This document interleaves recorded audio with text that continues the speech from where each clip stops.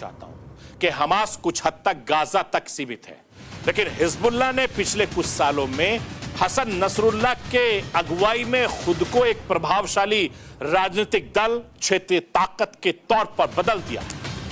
Israel चारों तरफ से इस वक्त घिरता जा रहा है।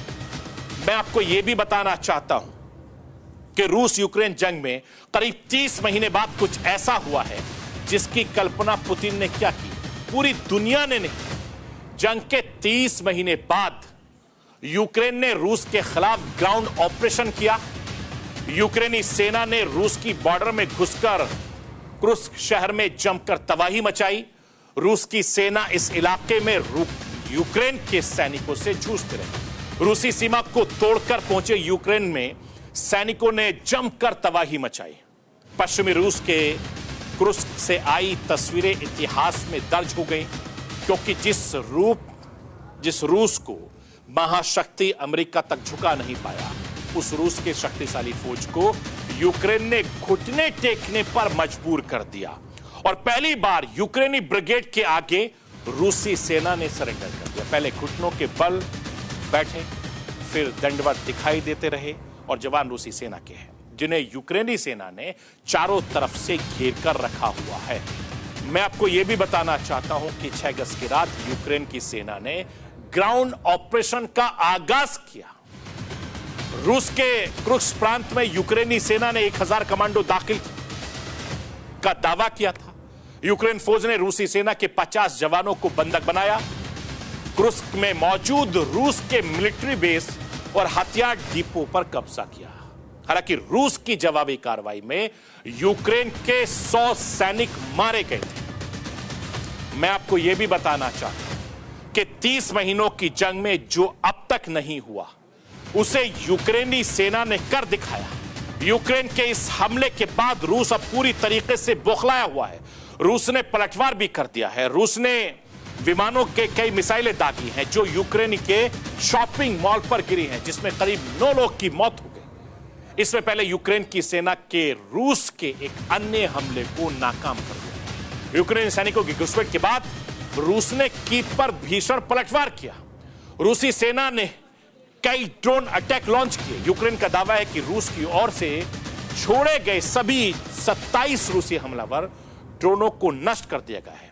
यूक्रेन के हमले के बाद लगातार दोनों सेनाओं के बीच भीषण जंग जारी है। मैं आपको यह भी बताना चाहता हूं कि पिछले 30 महीनों से यूक्रेन विनाश की आग में पूरी तरीके से जल रहा है। 30 महीनों से लगातार रूसी सेना यूक्रेन पर बम गोले बरसा रही है। रूस लगातार यूक्रेन को नस्तो नाबूद करने में लगा है। रूस और यूक्रेन में छिड़ी जंग अब आसमानी जंग में बदल चुकी है, तब्दील हो चुकी है। रूसी लड़ाकू विमान बमों की बरसात कर रहे हैं और रूसी यूक्रेनी शहर भीष्म यानी खत्म होते जा रहे हैं। अब यह जंग और ज्यादा खतरनाक होती जा रही है। जैसे जैसे दूसरे देशों का दखल इस जंग में बढ़ता जा रहा है, वैसे वैसे जंग और ज्यादा खतरनाक होती जा रही है। तीसरे विश्व युद्ध का महागठबंधन तैयार हो चुका है। अमेरिका के एक वर्चस्व की जो लड़ाई है, उसको खत्म करने के लिए पुतिन ने महासंग्राम छोड़ने का फैसला कर लिया है। धरती के तीनों महाद्वीप पर तीसरे महासंग्राम ने तीनों मोर्चे को तैयार कर दिया।